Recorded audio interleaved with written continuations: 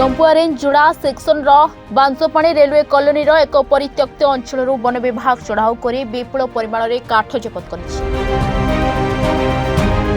गतकाली संध्या समय खबर पाई उक्त स्थान में सदल बली चढ़ाऊ करते मूल्यवान शाल सहित अन्यान्य गच्छित थिबा लक्षाधिक टंकार काठ जबत वन विभाग काठ जबत करने सहित यार तदंत आरंभ एटा तो बर्तमान तदंत चली